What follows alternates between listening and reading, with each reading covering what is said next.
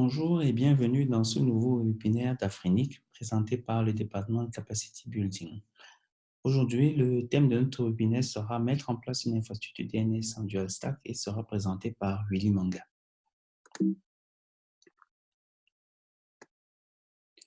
Dans le cadre de ce webinaire, nous considérons les éléments suivants. Nous avons un réseau déjà fonctionnel en IPv4, nous avons un réseau IPv6 actif et un préfixe dédié a été routé au sein de notre réseau. Nous avons quelques zones que nous maintenons. Une qui s'appelle une forward zone, cmnoc.cm, et une reverse zone qui sera en fait là où nous sont stockés l'ensemble des adresses IP qui sont utilisées dans le cadre de notre réseau. Nous avons deux résolveurs en exécution, un qui s'appelle Unbound et l'autre Bind, un serveur faisant autorité qui tourne sur Bind. Donc, l'objectif de ce webinaire, en gros, est de comprendre le rôle de chaque composant, de comprendre le rôle des résolveurs, des serveurs faisant autorité, et de voir, en fait, d'analyser les prérequis pour la mise en place d'une infrastructure DNS à double pin. Donc, IPv4, IPv6 fonctionnels en même temps au sein de votre réseau et pour tous les composants impliqués dans tout ce qui peut concerner le DNS. Nous avons là un exemple de réseau typique avec une machine cliente et également un serveur récursif qui peut se trouver quelque part dans le réseau proche du client, un peu moins proche du client. Et après, vous avez les serveurs qui vont stocker soit les fichiers de zone, soit vont avoir une copie de ces fichiers de zone. De manière générale, quels sont les composants qui rentrent en jeu quand on parle de DNS? Nous avons dans un premier temps le résolveur, celui qui va vous aider à pouvoir résoudre des noms, avoir demandé, lorsque vous le fournissez, soit un nom, soit un numéro, vous donnez l'équivalent, soit en nom, soit en numéro. Les serveurs faisant autorité qui seront ceux-là qui vont donc stocker les informations que nous voulons chercher. Ils seront appuyés par cela par des serveurs esclaves qui sont configurés au sein donc de ce que nous appelons des fichiers de zone. Les fichiers de zone qui sont le cœur en fait de l'information DNS. C'est là où est stocké donc l'ensemble des informations que nous recherchons. Donc pour chacun de ces composants, nous verrons qu'est-ce qu'il faut pouvoir mettre en place pour pouvoir être sûr que aussi bien en IPv4 qu'en IPv6, nous pouvons avoir un réseau fonctionnel. Commençons par les résolveurs. Donc, comment configurer un résolveur en dual stack? N'oubliez pas, nous sommes à ce niveau dans notre réseau. C'est cet élément, cette pièce du réseau que nous voulons pouvoir mettre en dual stack. Les étapes de configuration seront, dans un premier temps, assigner une adresse IPv6 suivant le plan d'adressage, mettre à jour le fichier de configuration du résolveur, c'est-à-dire faire en sorte qu'il puisse écouter en IPv6, mettre à jour la liste d'accès du résolveur afin de permettre à certains préfixes de faire la récursion. C'est-à-dire, si vous n'êtes pas un résolveur ouvert, a priori, normalement, vous ne voulez que votre résolveur ne soit utilisé que par certaines ressources réseau. Généralement, votre propre bloc d'adresse. Donc, c'est pour ça qu'il faut mettre à jour votre liste d'accès pour ne permettre qu'à votre préfixe réseau ou des préfixes réseau que vous avez identifiés pour pouvoir faire les interrogations. L'inverse, c'est d'avoir un résolveur ouvert. Oui, il y a plein de résolveurs ouverts que vous utilisez sur Internet. Dans leur cas, ils n'ont pas besoin de restreindre parce que justement, ils veulent permettre à tout l'Internet de pouvoir les solliciter. Autre aspect important, c'est de mettre à jour les règles de pare-feu. Dans le cas du résolveur, il faut veiller à autoriser en sortie vers l'extérieur du réseau le port 53 en UDP et TCP pour votre résolveur. Configuration d'un résolveur, nous prenons le cas de Unbound. En gros, la configuration Unbound sera de récupérer un fichier modèle dans le répertoire de base de Unbound, le renommer par exemple en local.unbound.conf et le stocker dans le répertoire approprié. Par la suite, il y a deux sections les plus importantes sera celle où il faut mettre à jour les interfaces utilisées et celle où il faut donc définir vos listes d'accès. Dans notre exemple ici, nous avons défini une adresse pour pouvoir permettre à toutes les machines du réseau de pouvoir interroger. Et nous avons également utilisé l'adresse de localhost pour pouvoir permettre au résolveur lui-même de pouvoir s'interroger en utilisant l'adresse localhost. Et nous avons permis ici à notre préfixe 100/32 de pouvoir interroger notre résolveur. Un autre résolveur bind9. Dans le cas de bind9, vous aurez défini une ACL dans laquelle va se retrouver votre préfixe réseau. Et ici également, nous avons ajouté la localhost. Maintenant, vous allez indiquer avec ce paramètre, par exemple, que vous voulez permettre à votre ACL de pouvoir écouter, de pouvoir interroger votre résolveur. Bien évidemment aussi, il faut vous assurer de pouvoir permettre à votre résolveur d'écouter sur les adresses IPv6 qu'il exploite actuellement. Parlons maintenant des serveurs DNS, à la fois ceux qui font autorité et des serveurs esclaves. Donc, par rapport à notre réseau type, voilà, nous nous retrouvons.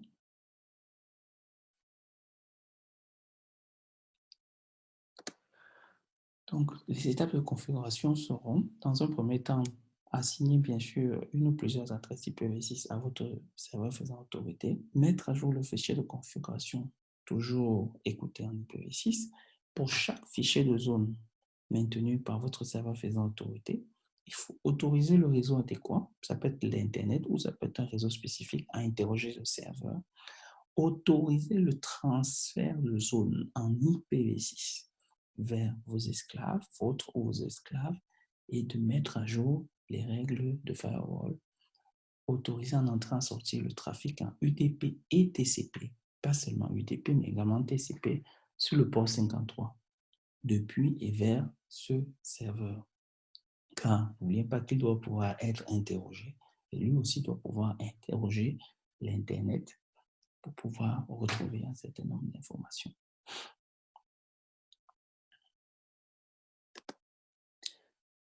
Un exemple avec bind9. Dans le cadre de bind9, ce que vous aurez, ce sera, vous aurez dans le cas de, nous aurons donc par exemple, dans le cas d'une forward zone, vous avez le nom de votre zone de type master. N'oubliez pas que nous sommes sur le serveur faisant autorité. La directive permettant de dire que nous autorisons le transfert à ce serveur esclave mySlaveNS qui est défini en haut. Vous voyez bien qu'il y a son adresse IPv4 et son adresse IPv6. Après, l'emplacement vers notre fichier de zone. Idem pour le reverse zone. Pour le reverse zone, vous avez le nom de votre reverse zone de type master parce que nous sommes sur un serveur faisant autorité. Nous autorisons le transfert de cette zone, donc le transfert des informations inscrites dans le fichier de zone à notre serveur esclave et enfin le chemin qui mène vers notre fichier de zone.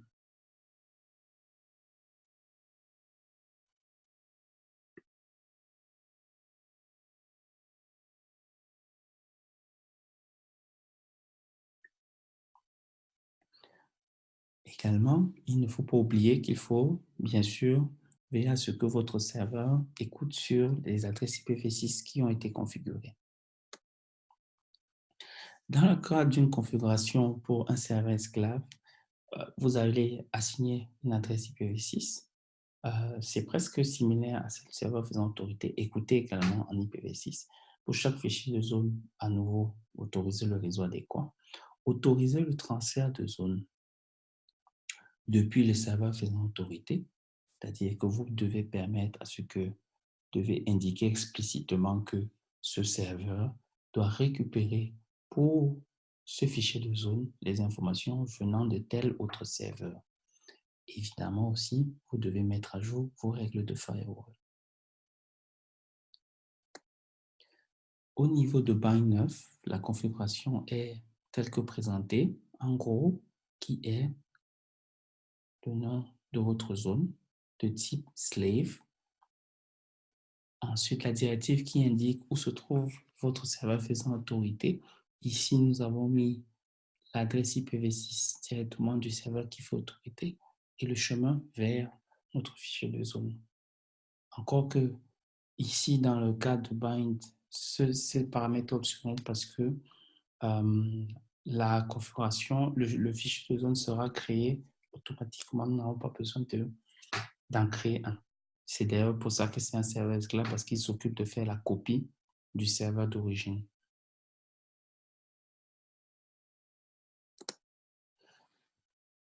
Parlons un peu des fichiers de zone maintenant.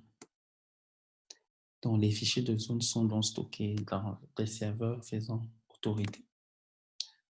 Donc, au niveau des fichiers de zone, nous avons parlé généralement soit de forward zone, de reverse zone et de ce qu'on appelle délégation et de la délégation inverse.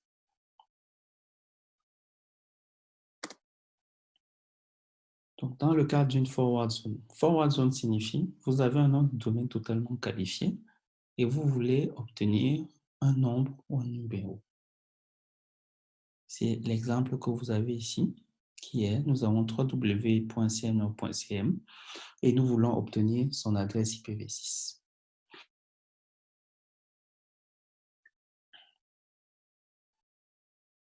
Dans le cas du reverse zone, ce que nous avons au départ, c'est un nombre ou un identifiant numérique et nous voulons obtenir un nom de domaine totalement qualifié. Donc, dans l'exemple que vous avez plus bas, considérons que nous avons déjà l'adresse IPv6, une adresse IPv6, mais nous voulons savoir vers quoi renvoie cette adresse IPv6. Donc, c'est l'objet du reverse. Et donc, c'est dans le reverse zone que seront stockés, d'une part, les numéros et d'autre part, la réponse qui sera le nom. Rappelez-vous que dans le forward, vous avez d'une part un nom et de l'autre part, vous voulez obtenir donc un numéro.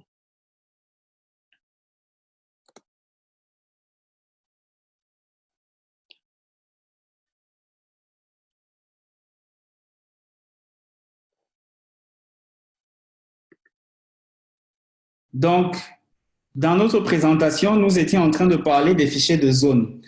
Nous avons un exemple de fichier de zone ici.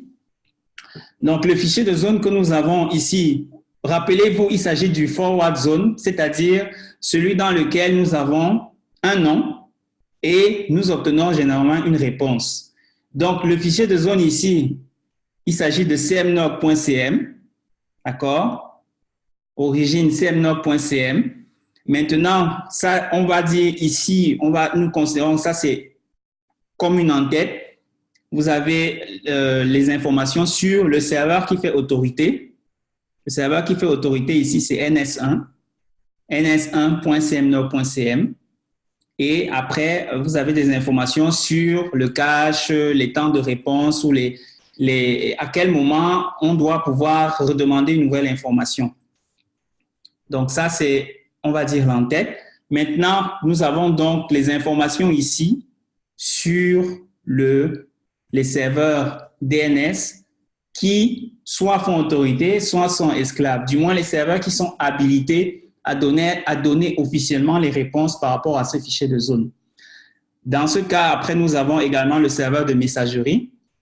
Donc, c'est pour ça que nous avons une ligne avec un enregistrement MX. Et par la suite, après, comme vous pouvez voir ici, maintenant, nous avons ajouté des enregistrements, des quad E, donc par rapport à IPv6, c'est-à-dire que le serveur NS1, ici, voici son adresse IPv6 pour ce cas. Le serveur mail, le nom mail.cmnoc.cm, voilà également son adresse IPv6. Bon, dans cet exemple, NS1 et mail ont exactement la même adresse IPv6, mais vous voyez que dans le fichier de zone, ce qui importe pour nous, c'est la manière, c'est le type d'enregistrement qui sont inscrits. Pour les adresses IPv6, ce sont des quad E. Donc, vous avez 4 A. En IPv4, ce sera un seul A. Autre élément important maintenant, et c'est ce qui est indiqué ici sur le côté, c'est de demander à votre zone parente d'ajouter un nouveau glue record. Donc, le glue record, c'est quoi? Le glue record, généralement, ce sera ceci. C'est-à-dire, c'est la combinaison du nom du sous-domaine plus l'adresse IPv4, IPv6 du serveur de nom. C'est ça qui constitue ce qu'on appelle le glue record. Donc, c'est la combinaison de ces deux enregistrements. Vous avez un exemple ici.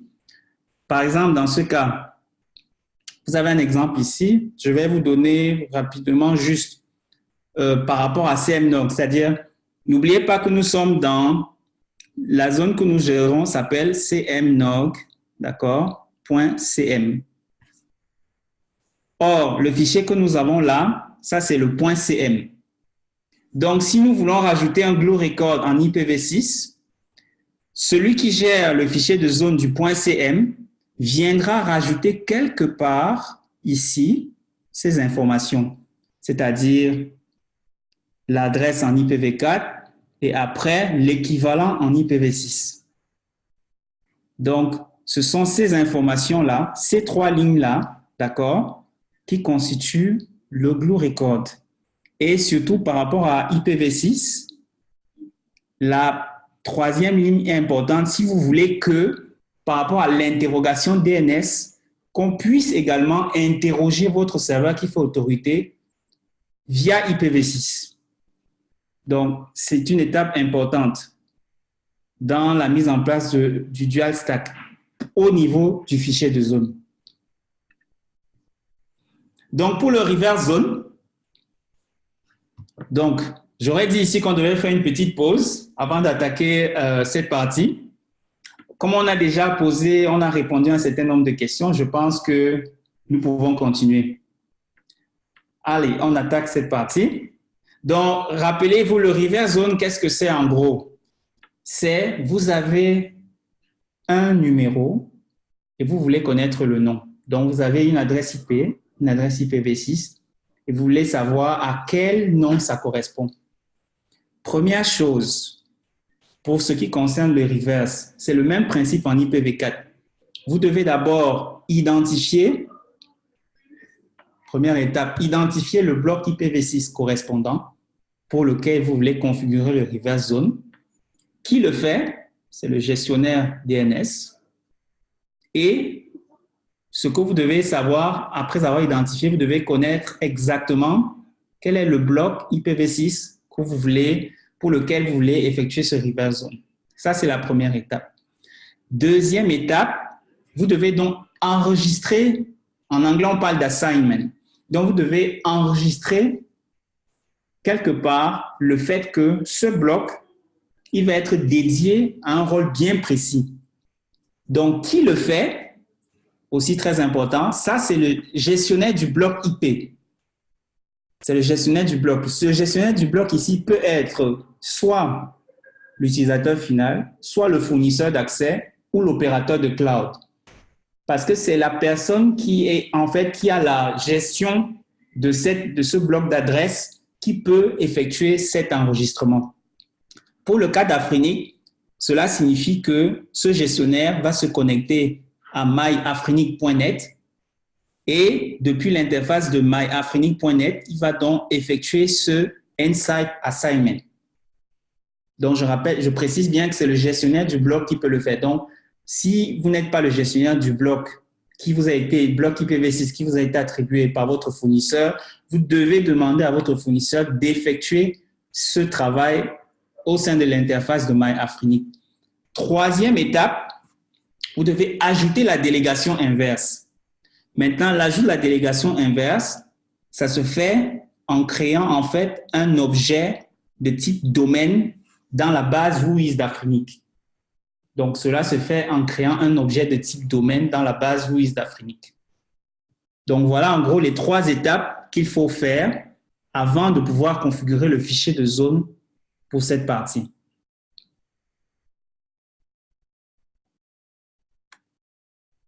Donc, quelques détails au niveau de myafrenic. myafrenic, ceux qui ont accès, ce sont ceux qui gèrent ou qui s'occupent de la gestion d'un certain nombre de ressources IP. Donc, le gestionnaire, un des gestionnaires devra aller ouvrir sa session sur MyAfrinik, aller dans le menu ressources IPv6 et vous aurez une section où vous pourrez définir ici Add Insight Assignment. C'est ici que vous viendrez en fonction du bloc IPv6 que vous aurez choisi. Vous allez choisir ce bloc et vous allez effectuer cette assignation. Donc, c'est la première étape qu'il faut faire avant d'aller vers le reste, comme indiqué. Donc, ayant effectué ce travail, maintenant, vous pouvez vous concentrer sur votre fichier de zone inverse. De la même façon, comme le fichier de le forward zone, vous avez également un fichier que vous allez configurer. La différence ici, idem en IPv4, c'est que dans un fichier de zone inverse, on écrit les adresses, les numéros, mais dans l'ordre inverse. Donc, l'exemple que nous avons pris ici, que vous pouvez voir, c'est déjà, petite remarque, nous utilisons une petite variable qui s'appelle $origin, qui nous permet en réalité de ne pas écrire en entier tout le bloc. Donc, le fait d'avoir écrit $origin, ce qui suit en fait, ça permet de simplifier l'adressage beaucoup plus bas. On le fait pour les numéros, mais on le fait également pour les noms en eux-mêmes. Donc, vous allez remarquer, même dans le fichier de zone, le forward zone, on utilise également $origin. Donc, dans l'exemple qui suit plus bas, nous avons le reverse zone pour ce bloc d'adresse qui est en fait 2001 2.42D0. C'est un exemple en /32. Donc, ici, nous avons configuré, comme vous pouvez voir, une adresse. Donc, c'est son équivalent dans l'ordre inverse qui est configuré ici. Attention, on lit de la gauche vers la droite. D'accord? Donc, c'est cette adresse écrite dans l'ordre inverse. Et vous devez écrire avec tous ces numéros, sans compression. Donc, vous avez également un autre exemple en bas. Donc, je rappelle bien qu'on a un numéro et vous devez avoir le nom. Donc, c'est l'objectif du fichier de zone inverse. J'ai le numéro, je veux connaître le nom qui se trouve derrière ce numéro. Donc, là, c'est un exemple donc, pour cette zone. Et ce sera le même pour toutes les zones que vous pourrez avoir, les blocs que vous pourrez avoir en IPv6.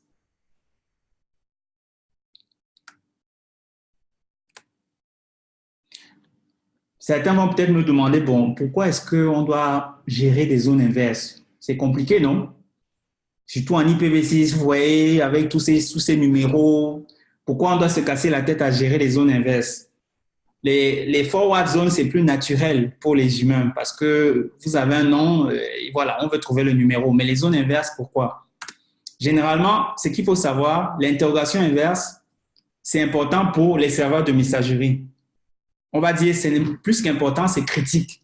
Pour un serveur de messagerie, au-delà de tout ce que vous pourrez configurer, si vous utilisez des RBL, des blacklists, tout ce que vous voulez, vous pouvez faire tout ça, mais la première chose qu'il faut faire et qui est, on va dire, obligatoire ou critique, c'est que le numéro, l'adresse IPv6 de votre serveur SMTP doit correspondre à un nom. Parce que si ça ne correspond pas, généralement, c'est un des critères bloquants sur Internet. Si le serveur SMTP qui doit recevoir votre courrier, lorsqu'il veut faire l'interrogation inverse de votre adresse IPv6, il se rend compte qu'il ne peut pas obtenir un nom, dans son critère de classification, très généralement, ça va vous faire des points en moins. Et des points en moins, généralement, ça peut être soit ça va aller dans la zone de spam ou carrément, le message ne sera pas accepté. Donc, ça, c'est déjà la raison principale pour laquelle les fichiers de zone inverse sont importants, sont critiques même. Maintenant, également, quand vous gérez une infrastructure, vous voulez savoir souvent à quoi correspond une adresse IP. Prenons l'exemple de tout ce qui gère un gros réseau. Dans votre cas de réseau, vous avez plein de serveurs, plein de points à points. À un moment, peut-être, vous voulez savoir, au fait, cette adresse IP, ça correspond à quel nom? C'est derrière quel serveur, derrière quel routeur? C'est pour ça que vous avez besoin d'un fichier de zone inverse. Donc, voilà un peu à quoi ça sert. Nous allons terminer en vous parlant juste, présentant très rapidement quelques outils. Donc, trois outils, dont un qui est sur Internet. Le premier qui s'appelle Zig, qui permet donc de faire des interrogations, soit pour les fichiers de zone, soit interrogation pour le forward zone, soit le reverse zone. Le second qui s'appelle SIPCalc, d'accord? Et au sujet de SIPCalc ou des équivalents qui existent également sur Internet, lorsque vous avez vu la configuration des fichiers de zone inverse, si peut-être certains se sont dit que non, ça va être compliqué, comment je vais me retrouver, rassurez-vous, il y a des outils qui vous aident à pouvoir avoir l'information en inverse. Par exemple, ici, cette commande, sipcalc-r, l'adresse IPv6, vous redonne le résultat dans l'ordre inverse. Donc, il vous suffit tout juste de copier-coller et d'insérer dans votre fichier de zone. Donc, vous n'avez pas à vous inquiéter. Si vous allez faire une erreur, il y a des outils qui vous aident déjà à le faire et qui le font très bien. Dernier outil que nous vous proposons, et qui celui-ci est sur Internet, c'est zonemaster.net. Avec zonemaster.net, vous pouvez insérer des noms de domaine, que ce soit forward zone, reverse zone, et il fera pour vous un certain nombre de vérifications, de tests sur Internet pour pouvoir vous indiquer si oui ou non vous avez respecté des bonnes pratiques qui sont en vigueur au niveau des bonnes recommandations qui sont en vigueur au niveau de l'IETF. Donc voilà, grosso modo, 3 outils que nous vous présentons. Donc, juste pour résumer, de manière générale, vous avez donc à activer IPv6. Le plus important, généralement, si vous avez un dual stack, une infrastructure dual stack, vous allez commencer par le résolveur. Ça s'applique à tout le monde. Que vous soyez fournisseur d'accès, gestionnaire d'un réseau dans une entreprise, vous allez activer IPv6 au niveau de votre résolveur. Donc, ça, c'est une étape que fera toute personne qui gère un réseau. Maintenant, vous avez des étapes comme celle d'activer IPv6 au niveau du serveur DNS faisant autorité ou des serveurs DNS esclaves. Nous avons vu pour cela, de manière générale, il s'agit de configurer, mettre à jour vos fichiers de configuration de telle sorte que vous ayez des autorisations en IPv6 pour certains préfixes. Vous avez donc également à ajouter par rapport à vos fichiers de zone, lorsque cela est nécessaire, des adresses IPv6. Et dans ce cas, nous vous recommandons d'ajouter dans le fichier de zone uniquement lorsque vous avez déjà un serveur configuré en IPv6. Un exemple, si vous avez un serveur web qui fonctionne déjà en IPv4, vous avez votre fichier de zone dans lequel vous avez mis son adresse IPv4. Tant que vous ne l'avez pas encore configuré en IPv6 et que la liaison IPv6 vers ce serveur web ne fonctionne pas encore, ne rajoutez pas encore d'enregistrement IPv6 pour ce serveur web dans votre fichier de zone. Donc, dans votre fichier de zone, vous ajoutez des enregistrements IPv6 dès lors que la liaison IPv6 en elle-même arrive déjà, fonctionne déjà correctement avec la ressource en question. À ce moment, vous pouvez ajouter. Nous avons parlé également des glue records qui sont importants. Si on veut faire le chaînage, parce que par défaut, vous avez déjà certainement fait le chaînage en IPv4 entre vos fichiers de zone et la zone parente, mais également, vous devez faire le même chaînage en IPv6, aussi bien pour votre zone parente que vos sous-domaines. Parce que vous gérez un domaine, peut-être que vous avez des sous-domaines, et pour ces sous-domaines, vous devez également mettre en place des glue records dans ce cas. Nous avons parlé donc de la délégation inverse, et c'est une étape qui est critique et qui commence généralement chez votre registre. Et c'est le gestionnaire, celui qui gère donc la ressource IP en question, qui doit d'abord, dans un premier temps, aller chez son registre, donc Afrinic, pour notre cas, et faire une configuration, une assignation spécifique. À ce moment-là, vous pouvez configurer votre fichier de zone.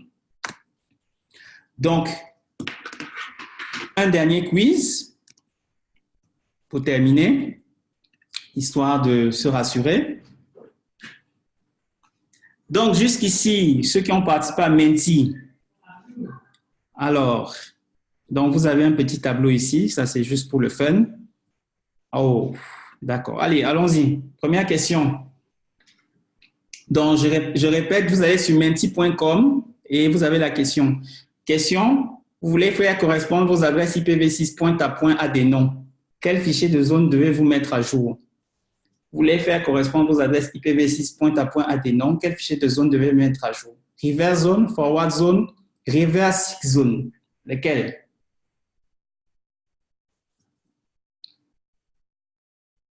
Seulement 9 personnes ont répondu. La bonne réponse, c'est reverse zone. C'est dans le reverse zone que vous avez les adresses, les numéros et vous allez faire correspondre le nom. Donc, c'est dans le reverse zone que vous allez faire ce travail-là. Question suivante. Quelle peut être la sortie de la commande suivante? Dig plus short AAA 3wcnord.cm. C'est petit, mais la première réponse c'est est-ce que c'est une adresse IPv6? Est-ce que c'est un domaine IPv6 ou est-ce que c'est une adresse IPv4? Quelle peut être la sortie de la commande suivante lorsqu'on utilise dig? OK, 12 personnes ont trouvé que c'est une adresse IPv6. Vous avez raison. Non, ce ne sera pas une adresse IPv4. Bon, allez, qui est en tête ici maintenant? Ronald est en tête. D'accord. Et c'est le plus rapide à répondre aux questions.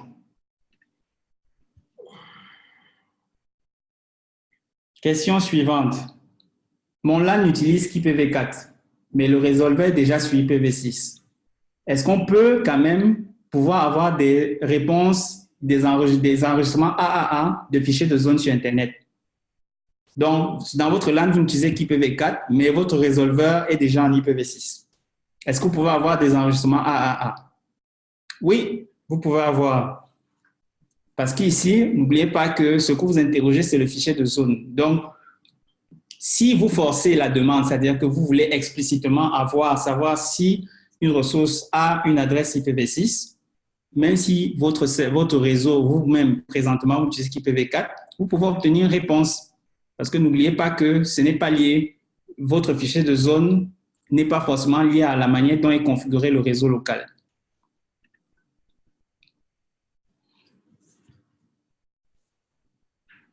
Lesquels des sous-domaines lesquels des sous-domaines suivants sont des sous-domaines de ARPA? ICANN, INADDR, IP4, IP6 ou IANA? Lesquels des sous-domaines suivants sont en dessous de ARPA? ARPA est utilisé pour les fichiers de zone inverse.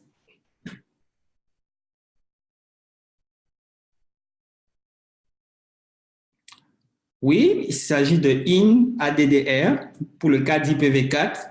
Une personne a trouvé également IP6, c'est vrai. Pour le cas d'IPv6, ce sera toujours des domaines en IP6.ARPA. Alors, pour terminer, on fait un petit récapitulatif de ceux qui ont bien répondu. OK. Bien. Bon, allez, on a vu qui était le winner au niveau des questions. Donc, voilà. Si vous avez des questions, c'est l'occasion de pouvoir répondre à vos questions. OK, merci Willy pour la brillante présentation. On va passer aux questions-réponses. On a là un stock 3 questions. Si vous avez des questions, allez les poser dans la session questions-réponses. Si on a répondu à une de vos questions et que vous pensez que ça n'a pas été très clair, vous pouvez poser une autre question toujours dans la session questions-réponses. On va commencer par Abdel qui demande qu'est-ce qu'une LAN delegation et comment les corriger. OK, Abdel, de manière générale, LAN delegation, dans notre cas, c'est parce que il y a plusieurs choses. Généralement, vous avez configuré des objets domaines. D'accord? Dans les objets domaines, vous devez indiquer au moins 2 serveurs DNS. C'est-à-dire, pour un objet domaine, vous indiquez les 2 serveurs DNS qui doivent répondre par rapport à la ressource indiquée. Maintenant, soit vous n'avez pas 2 serveurs DNS configurés, indiqués explicitement, soit vous avez ces deux, mais les deux ne répondent pas, pour une raison ou pour une autre, à l'interrogation qui sera faite par rapport à la ressource en question. Donc, le test de l'EM Delegation va porter sur le fait que, est-ce que d'abord, vous avez 2 serveurs DNS qui sont configurés pour ce domaine, et ensuite, le second, ce sera de savoir, est-ce que par rapport à justement ces 2 serveurs, est-ce qu'ils sont bien indiqués? OK. Donc, en gros, quand vous créez les délégations DNS au niveau des IAR, vous devez vous assurer que les serveurs DNS que vous rentrez dans les entrées sont les serveurs autoritaires sur les zones en question. Donc, si vous avez mis un serveur qui n'est pas autoritaire sur l'objet que vous avez créé, lorsqu'on va faire une requête SWAP, la réponse sera erronée. Et c'est donc en ce moment qu'on parle de LEM Delegation. Donc, assurez-vous toujours que le serveur DNS ou les serveurs DNS que vous renseignez sont les serveurs autoritaires et que vous avez effectivement configuré sur le domaine en question. Donc, justement, comme Stéphane le disait, là, vous avez un exemple pour ce bloc, pour cet objet, d'accord? L'objet en question, le voici, c'est ça. Cet objet, vous avez 5 serveurs qui ont été désignés, d'accord? Il y a 5 N serveurs pour ce cas. Donc, déjà, il y en a plusieurs. Et maintenant, si on fait une interrogation sur chacun de ces serveurs, ils seront capables de donner une réponse par rapport à cet objet. Voilà, une réponse autoritaire. OK. La prochaine question. Pouvez-vous réexpliquer le Glue Records? OK. Le Glue Records, son objectif, c'est en fait de faire le mapping entre la zone parente et votre zone. Prenons un cas. J'avais préparé ça ici justement. Donc, c'est de faire le mapping. Voilà. Donc, je disais que c'est de faire le mapping entre votre zone et une zone. Prenons le cas donc, de ce bloc, par exemple. Disons qu'on a cette adresse IP. Lorsque vous faites une interrogation, vous commencez, rappelez-vous par exemple, pour le cas des numéros, on va commencer, ça va être IP6, d'accord, .arpa. Point. Attention, il y a un point au début. Même si c'est un nom d'ailleurs, même si c'est 3W, comme on a mis cmnog.cm, d'accord, il y a un point avant. Dans le DNS, la racine, c'est le point. Donc, toutes les interrogations que vous faites, forward, reverse, on commence toujours par interroger la racine. Et la racine en DNS, c'est le point.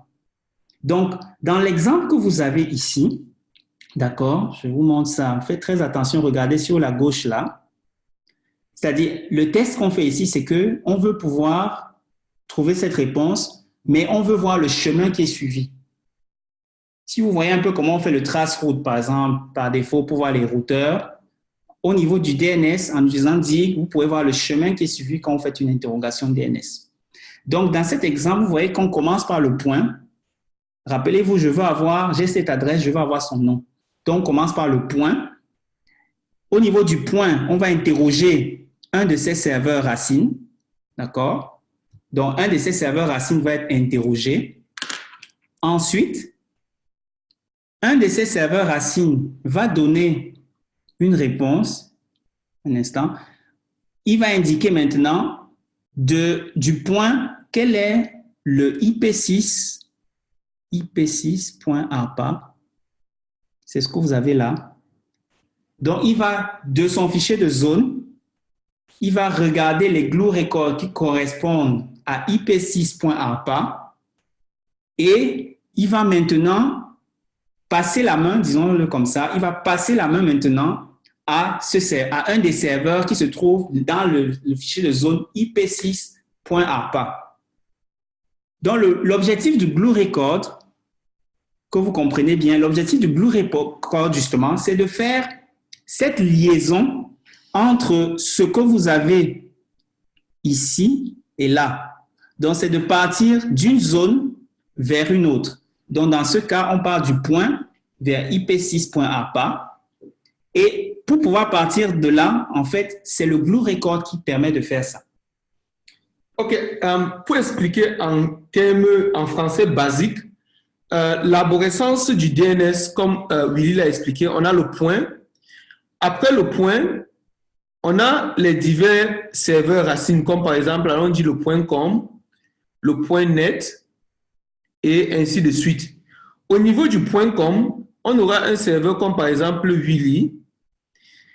Celui qui gère le point .com, pour donner l'autorité à Willy de pouvoir résoudre des noms dans son arborescence, doit créer un glue record au niveau d'ici pour faire ce qu'on appelle la délégation. Donc, il délègue une branche de son infrastructure ou bien de son système DNS à Willy ici pour que le serveur que Willy va configurer ici là soit un serveur autoritaire sur cette branche du point .com.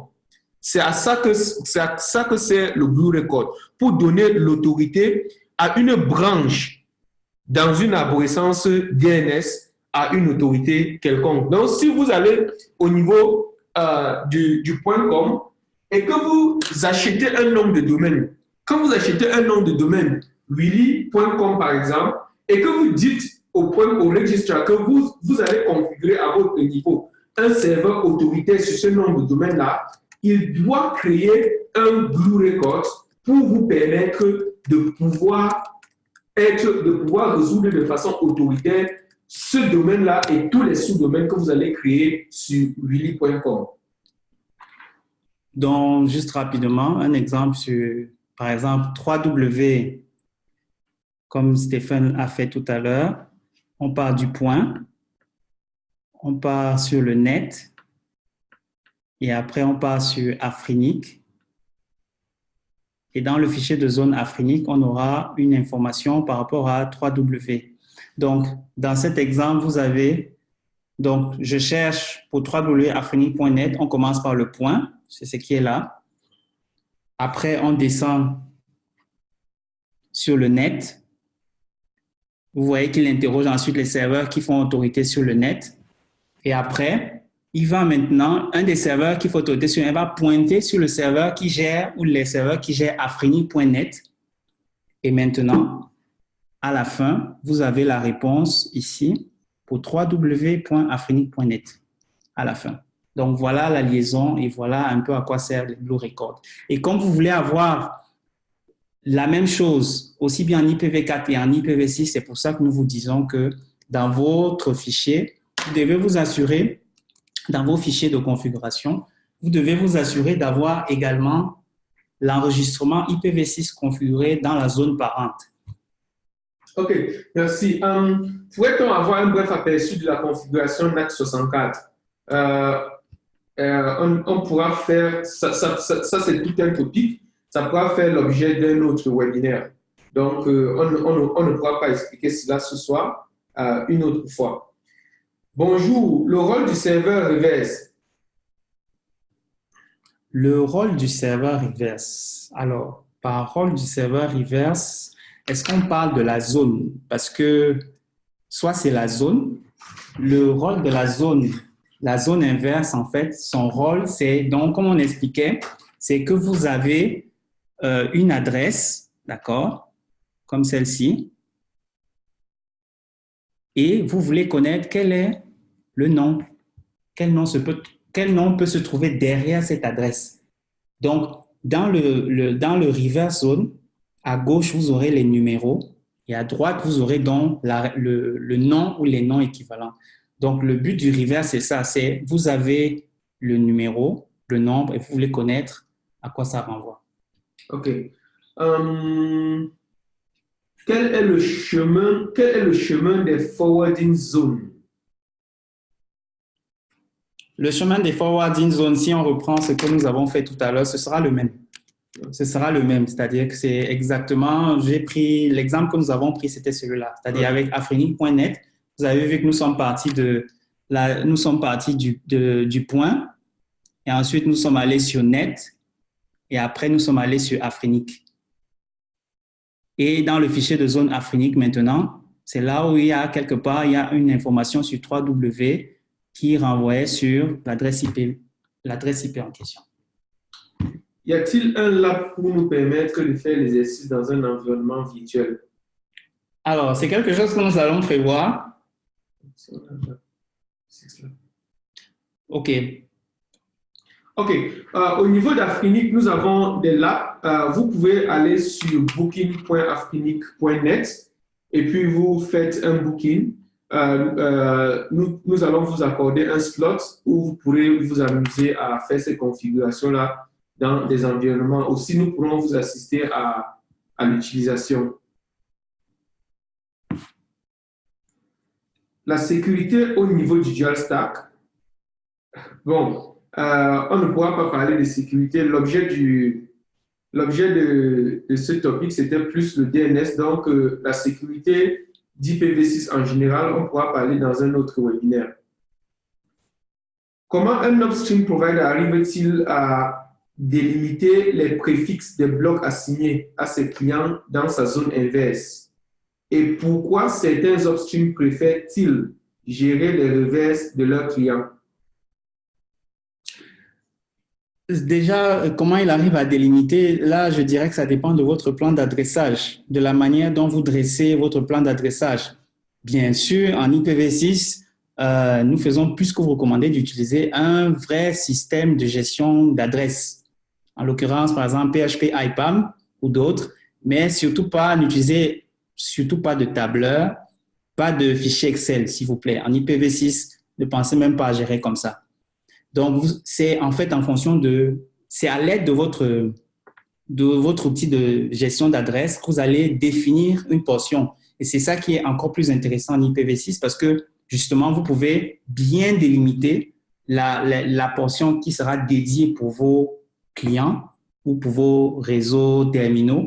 Et maintenant, quand vous avez indiqué, vous avez déjà bien défini ça, rappelez-vous que dans la présentation, nous avons dit que il était possible de pouvoir, je reprends juste rapidement cette partie, je remets juste rapidement, c'est-à-dire que quand vous avez déjà défini votre bloc d'adresse, rappelez-vous que maintenant, vous devez venir au niveau de MyAfrinic effectuer l'assignation.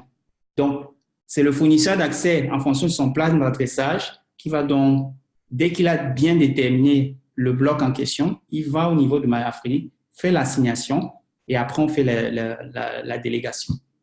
OK. Et quand vous dites que pourquoi certains upstream préfèrent-ils gérer les reverses de leurs clients, en fait, ce n'est pas qu'ils préfèrent.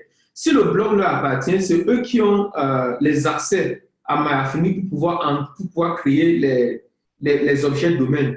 Donc, si vous voulez pouvoir contrôler votre espace d'adressage, vous devez aller directement à Afrinic, avoir votre bloc, et là, vous aurez accès à la plateforme pour pouvoir créer vous-même vos entrées de délégation inverse.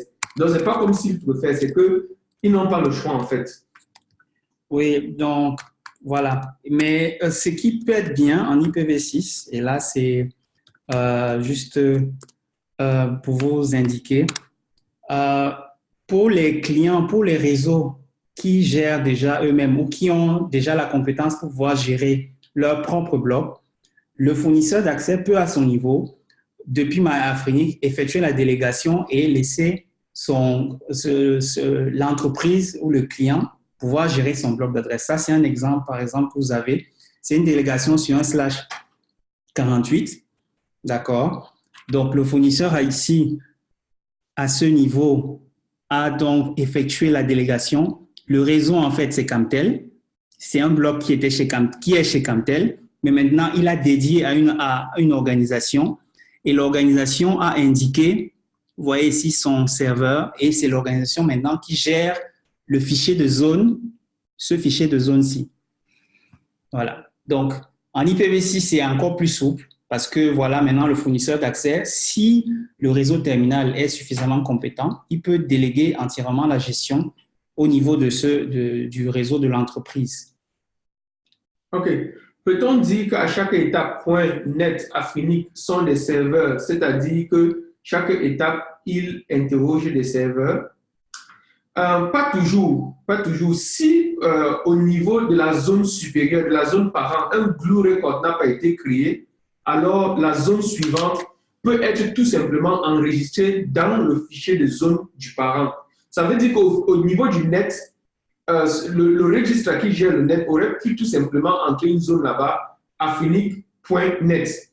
Et là, toutes les résolutions vont se faire au niveau de son serveur. Mais maintenant, si nous voulons gérer Affinic, la zone Affinic, nous allons le sous-domaine Affinic, nous allons lui demander de créer un glue record et lui dire vers quel serveur ce glue record-là doit pointer.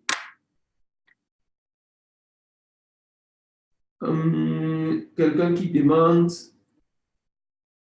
comment ajouter proprement un domaine à l'intérieur. Est-il nécessaire de faire un bind restart ou le reload suffit pour la prise en compte du nouveau domaine dans la zone forwarding?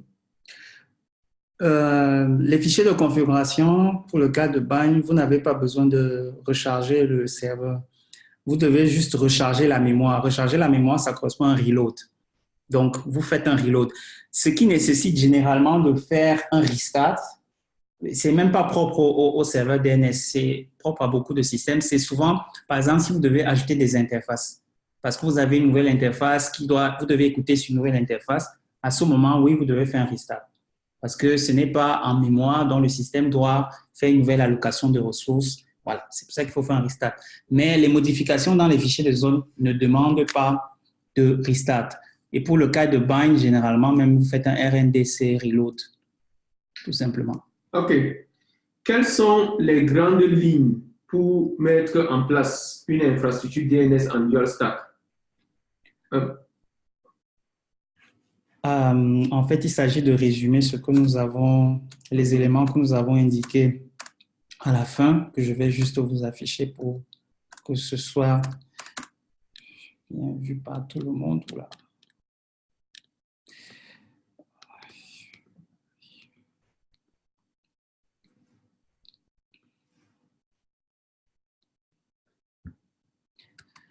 Donc, en gros, les éléments, toujours la première étape, c'est toujours le résolveur. C'est ce qu'il faut, c'est la première étape. Toujours un résolveur qu'il faut configurer. Après le résolveur, maintenant, suivant votre cas, vous avez un serveur. Si vous gérez des fichiers de zone, vous avez votre serveur qui fait autorité que vous devez configurer en IPv6. Vous devez activer IPv6 dessus. Également, si vous avez un serveur esclave et activer, je vous rappelle bien que ça se résume à modifier les fichiers de configuration, rajouter les préfixes qui doivent écouter ou bien interroger votre serveur. C'est à ça que cela se résume. Maintenant, dual stack signifie également que vous avez des enregistrements, vous avez des serveurs en IPv6. Ça veut dire que votre fichier de zone, vous devez avoir les informations à la fois pour ces ressources en IPv4, mais également pour la même ressource en IPv6 lorsqu'elle existe. Donc, toujours résolveur, ça s'applique à tout le monde, que vous soyez fournisseur, end-user, tout le monde. Maintenant, en fonction de ce que vous avez comme ressource, vous avez un serveur qui fait autorité, un serveur slave, vous devez rajouter un certain nombre de composants. Généralement, ça se résume pour le cas du DNS à rajouter en plus de ce que vous avez déjà en IPv4, les équivalents en IPv6. OK. J'ai configuré SNMP sur IPv4 derrière un firewall hasard et nous avons acheté un domaine principal qui reçoit énormément de mails spam. Ce n'est pas dû à l'ajout de la délégation inverse? Non, je ne pense pas que ce soit lié. Déjà là, il y a plusieurs composants. Il y a le DNS et la messagerie. Ça, ce n'est pas un problème spécifique au DNS, ça peut être au niveau de la messagerie pour plusieurs raisons. On ne peut pas en discuter comme ça. Ce que je vous conseille aussi, souvent dans des cas comme cela, vous avez des listes de NOG. Vous avez AFNOG qui est la liste globale et après, vous avez des NOG par pays. Donc, souvent aussi, ce que nous vous encourageons à faire, c'est de poser aussi vos questions, surtout les questions génériques, pour les poser dans vos listes de NOG parce que vous aurez certainement une personne qui peut vous aider à répondre à cette question. Okay. Ou même l'un d'entre nous d'ailleurs. Oui. Non, parce que la question, on ne peut pas tout de suite dire quel est exactement le problème. Il va falloir diagnostiquer. Est-ce que c'est le serveur DNS qui est mal configuré? Est-ce que c'est votre serveur de messagerie qui reçoit énormément de spam, qui est infecté? Est-ce que vous avez configuré les pare-feux ou les filtres nécessaires au niveau de votre messagerie? Donc, du coup, comme ça, on ne peut pas facilement répondre. En mettant en œuvre IPv6 sur un réseau local sans en altérer le fonctionnement en IPv4. Les systèmes d'exploitation dotés d'IPv4 et IPv6 ne peuvent pas fonctionner simultanément. Ne cause-t-il pas un problème de trafic inutile? Bon, Rachad, je doute un peu du fait que ça ne fonctionne pas. Généralement, pourquoi ça ne fonctionne pas? En fait, il y a plusieurs raisons. Si ça commence parce qu'il y a un problème de lenteur, ça peut être le DNS. Ça peut être parce qu'il y a certainement quelque chose qui n'est pas bien pris en compte. Mais de dire que ça ne fonctionne pas simultanément, on doute quand même, vu un peu l'expérience qu'on a et que certains d'entre vous ont déjà dans le déploiement de réseau dual stack. Je doute quand même que non. Là, je peux dire que vraiment ça fonctionne. Dire que ça ne peut pas fonctionner simultanément, ce n'est pas vrai. Les systèmes d'exploitation, surtout la plupart des systèmes depuis au moins 10 ans déjà, sont déjà suffisamment bien configurés pour pouvoir fonctionner sur une double pile. Déjà que, Willy, tu peux faire AF-config de ta machine pour lui montrer que tu as une double pile et on pourra faire par exemple un ping ou bien on peut faire dig sur un espace, sur un domaine et obtenir les adresses IPv4 et IPv6 pour lui montrer que effectivement on a vu des environnements où ça marche parfaitement les deux. Ouais, donc voilà, par exemple dans notre cas, ici à Afrinic, nous sommes en dual stack, donc généralement nous avons ceci, d'accord? Donc vous voyez bien qu'on a une adresse IPv4 publique et on a deux adresses IPv6. Et c'est le fonctionnement basique de nos réseaux ici. Et de ceux qui utilisent des réseaux en dual stack par défaut, c'est comme ça que ça va fonctionner. OK. Donc, et parlant de trafic inutile, non, il n'y aura pas de trafic inutile parce qu'à un moment donné, pour une connexion avec un destinataire, vous ne pourrez utiliser qu'une pile à la fois. Donc, vous n'allez pas utiliser les deux piles pour aller, par exemple, sur google.com. Lorsque vous allez initier une requête vers un serveur, ce qui va se passer, c'est que votre système va faire une requête DNS. Lorsqu'il va s'apercevoir que le destinataire a une adresse IPv4 et IPv6, pour la plupart des systèmes d'exploitation, il va préférer IPv6. Si l'adresse IPv6 ne répond pas, c'est là qu'il va donc se replier sur IPv4. Mais par défaut, ils vont préférer généralement IPv6 et il n'y aura pas de trafic inutile sur votre réseau. OK.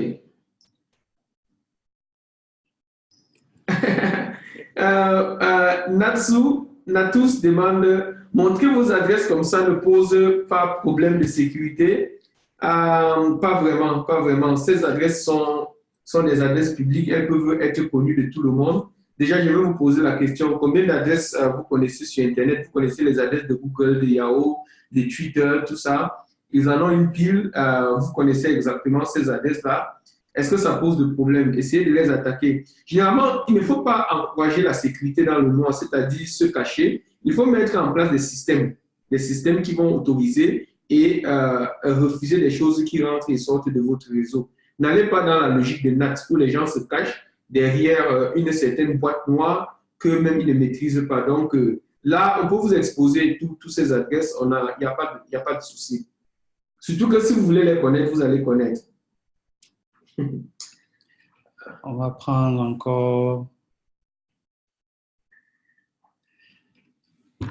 OK. Dans l'environnement Linux, c'est BY9 qu'on peut utiliser pour configurer forward zone et reverse zone.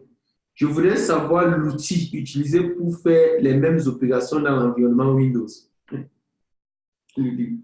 Alors, bon, c'est une colle pour moi, mais bon, par défaut, je n'en connais pas, mais j'imagine. Bon, ce qu'il faut aussi comprendre, c'est que souvent, il y a des implémentations de DNS qui sont basées en fait sur des serveurs de base de données.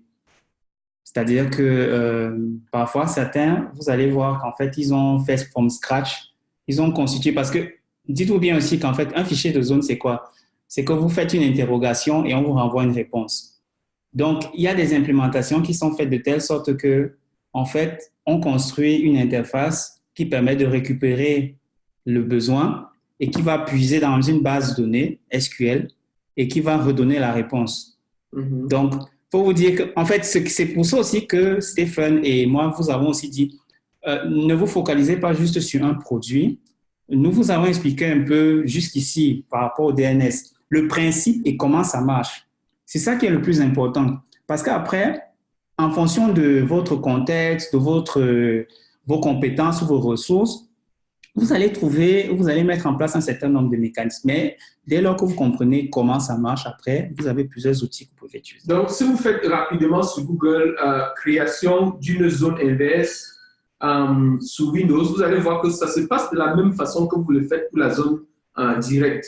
Donc, c'est juste un ensemble de clics. Là, par exemple, lorsque j'ai fait sur Google, j'ai fait une recherche, on me dit, première chose, il faut cliquer Administration Tools, tout ça. Donc, les systèmes Windows implémentent déjà les zones inverses.